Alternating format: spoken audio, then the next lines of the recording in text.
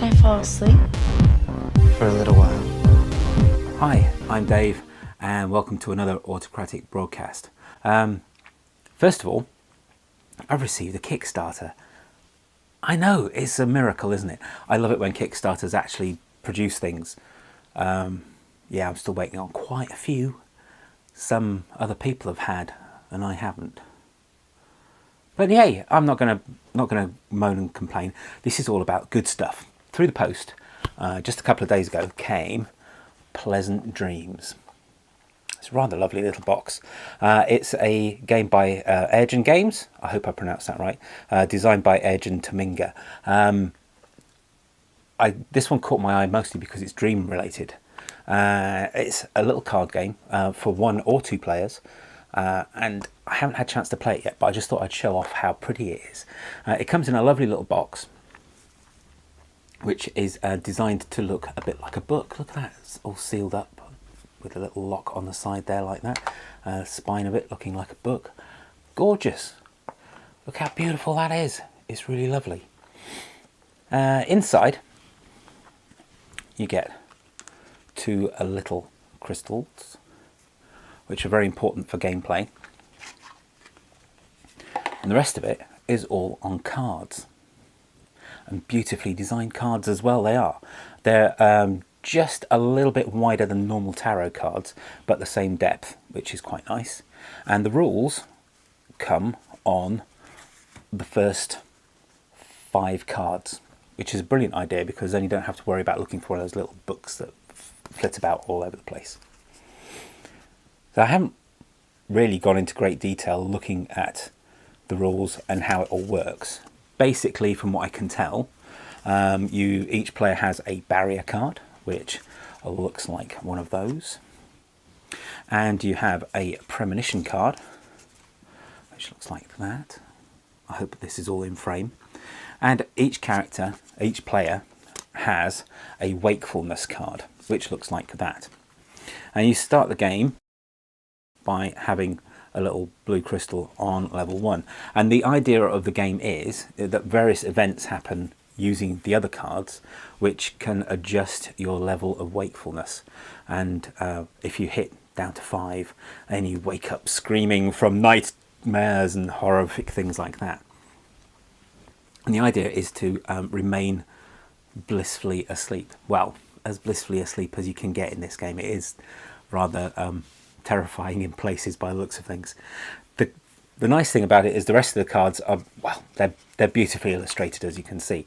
The most common one that I've seen so far is one called the Bear. It's got a bear on it. It's lovely. You think they're all the same, but the reverse of the cards are different. You don't know what you're going to get. You can flip them over to adjust the levels, and sometimes you get fairly scary, don't wind up dead, or you can end up with the completely terrifying spider coming out of its mouth, which is really gross, or you can end up with a nice fluffy dreams. Isn't that nice?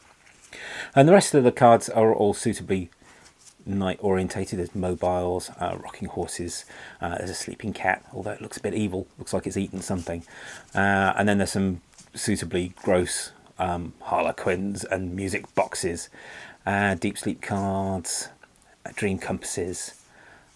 It's just lovely. I haven't had a chance to play it yet, but I'm really looking forward to.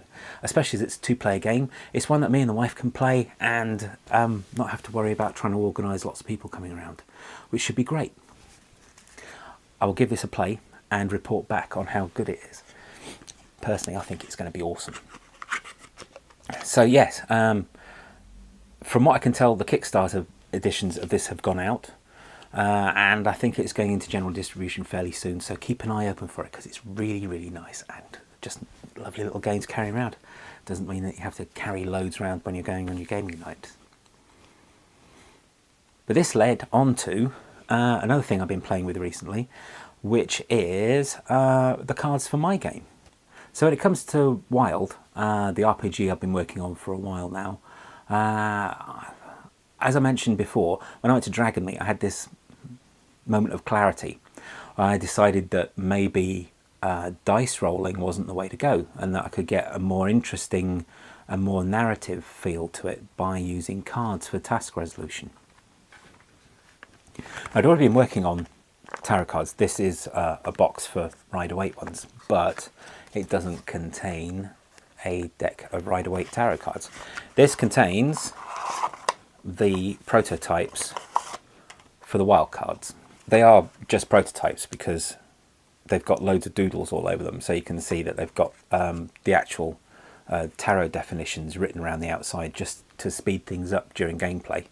So you've got things like Awakening, which isn't a normal tarot card, but you have the Hanged Man, which it's hard to describe, but each of the cards reflects something that happens in the backstory of the role-playing game Wild. For example, the Hanged Man is the typical picture of a guy upside down with one leg bent, but in this case he's in bed, he's asleep. It is Carter Henderson, who's the guy who creates the DreamShare technology, and this is him plugged in to the DreamShare device, trying to retrieve his daughter from the strange comatose state that she's in, which is putting her into a permanent dream state. Looking through all these cards, look at them. I can't believe I drew all these. There we go. Number 2 is Clarity, which is his daughter in the same state.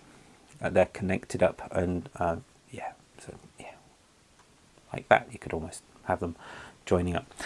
So yes, all the cards refer to a element of the backstory. But there's the backstory of the guy who created it, the backstory of one of the guys who works at the research company, who is a bit of a git and tries to sell the technologies to the military and ends up in being chased and all horrific things happen. There's also the backstory of the designer's wife, who runs off with another guy, but then comes to terms with what's going on, and it's all makes sense, and you'll understand it when you read the fiction. The other thing about the cards is that there's 4 suits, and the 4 suits represent the 4 attributes in the game as well. There's also 5 court cards. I've incorporated the ace into the court as well, so the 5 court cards also represent the 5 abilities, or skills if you want to be like that. So it all kind of tied in, and trying to have task resolution that used the cards instead of dice, it suddenly dawned on me, why don't we use the cards and try and match up the suits and the abilities? Say for example, control attribute and your operation ability.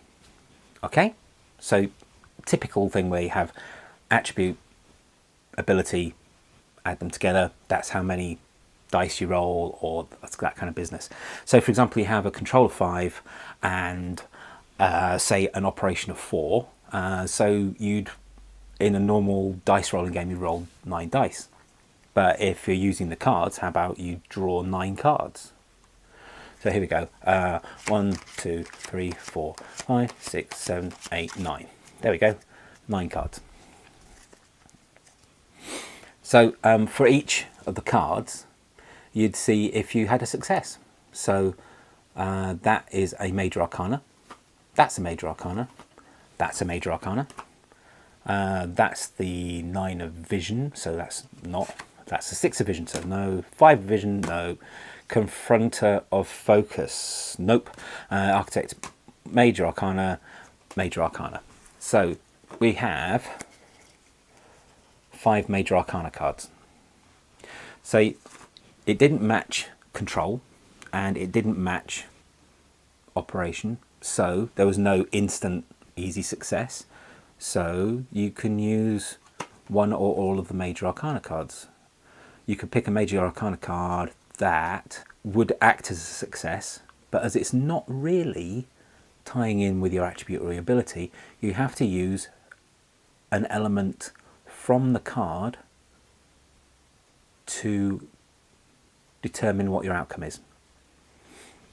So if it's a control and operation one, it's probably because you're trying to control a device or something that you're doing. Say, for example, you're trying to drive a car. There we go. That's easy enough. Control, operation. Fine. Haven't got an instant success, so I could use a major arcana card.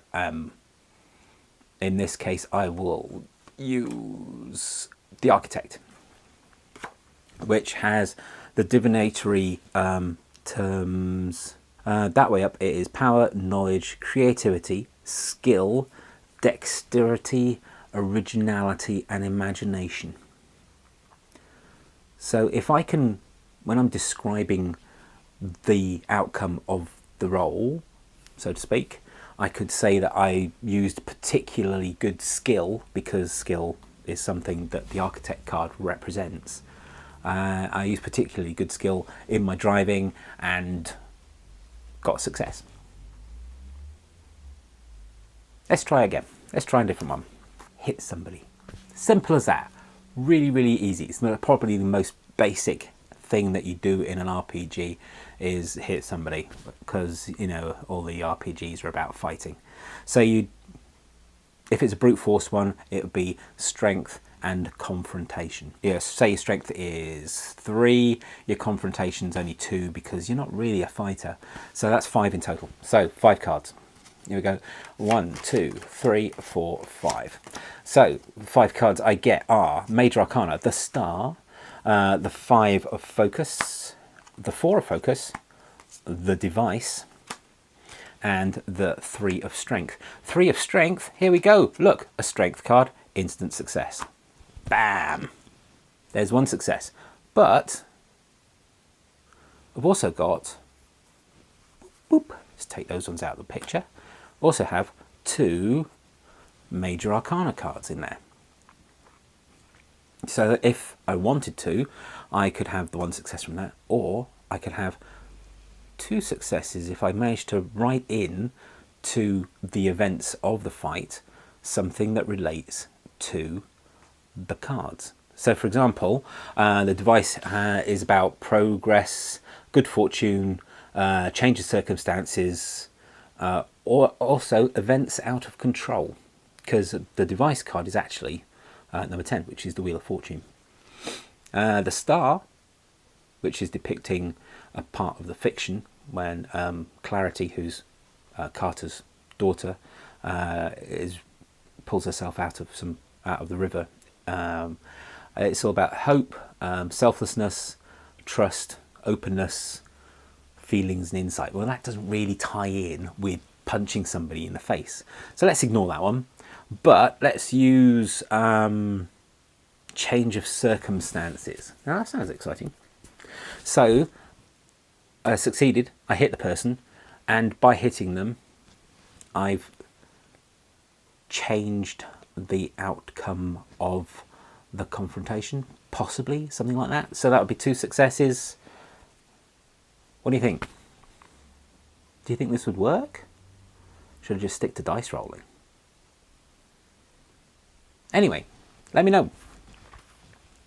I have done a lot of testing for it, and looking at a normal success, maybe about 60% of the time. The rest of the time, still getting a success, but it's usually because of a Major Arcana card. So it's encouraging people to add a more narrative element to succeeding, basically. I haven't had an out-and-out failure yet. There's always been 1 level of success in there somehow. So let me know what you think. Is it a good idea? Am I just deluding myself into using these cards?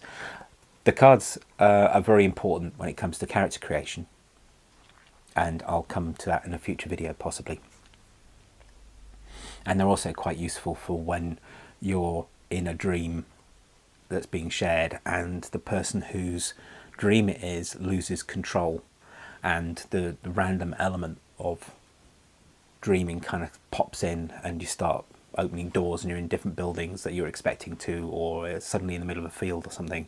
The cards will kind of influence and inspire the random element of dreaming. So let me know what you think. It might all just be nonsense. Anyway, until next time, stay multi-classy.